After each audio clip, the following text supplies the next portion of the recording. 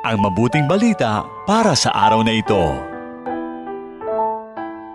Mapayapang araw ng Miyerkules sa ikalawang linggo ng Kwaresma. Ako ay Sister Lines ng Daughters of St. Paul.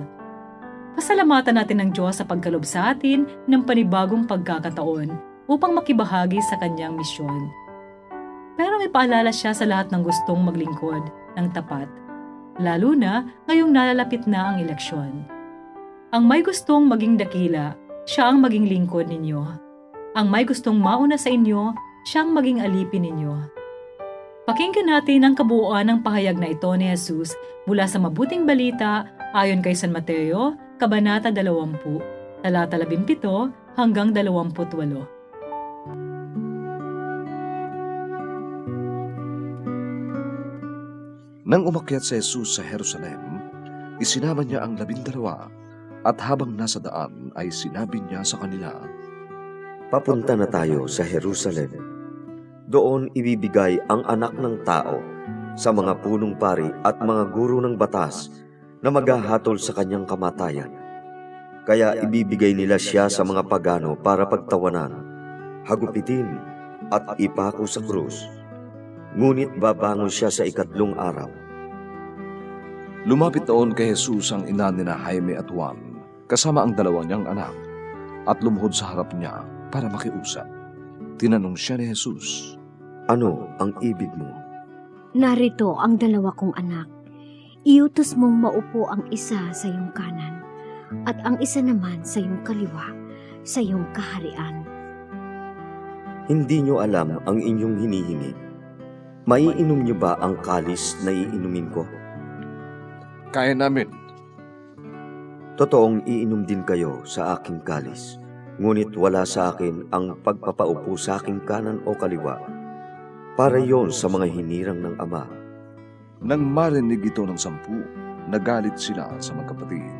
Kaya tinawag sila ni Jesus at sinabi, Alam niyo na sinusupil ng mga nagahari ang kanilang mga bansa at inaapi ng mga nasa kapangyarihan.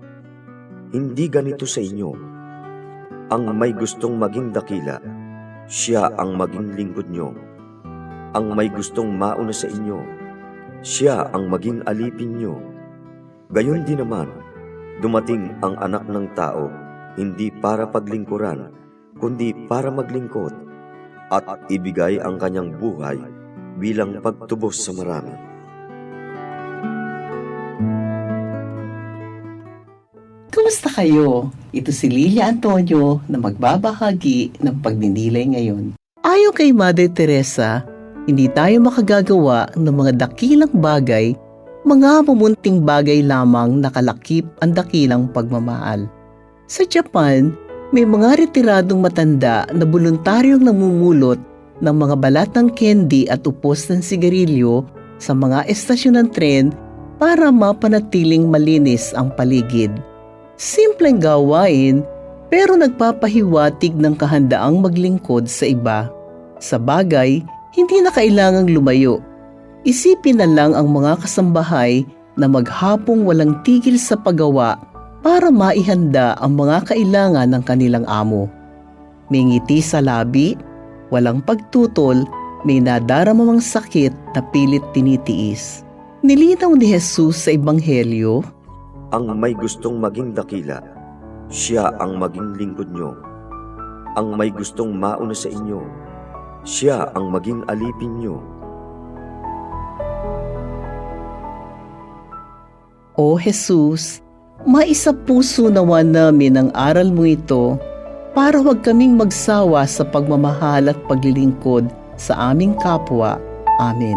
Isa na namang pagpapahayag ng mabuting balita ang inyong napakinggan para sa araw na ito. Makiisa sa aming misyon.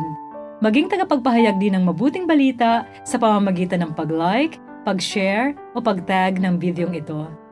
At kung meron kayong mga prayer intentions, reactions o comments sa videong ito, i-message lamang kami sa Paulines Radio PH. At sa mga kababayan nating OFWs, sa mga may sakit, at sa lahat ng sumusubaybay ng programang ito na humihingi sa amin ng panalangin. Asahan po ninyong ipinagdarasal namin sa Diyos ang inyong mga kahilingan. Muli, maraming salamat. Ako ay Sister Lines ng Daughters of St. Paul na nag-iiwan sa inyo ng mga katagang walang kasalanang hindi kayang patawarin ng Diyos kung lubos natin itong pagsisisihan at hihingi ng tawad. Magbalik loob tayo sa Kanya. Ang mabuting balita para sa araw na ito ay hatid sa inyo ng Paulines Radio.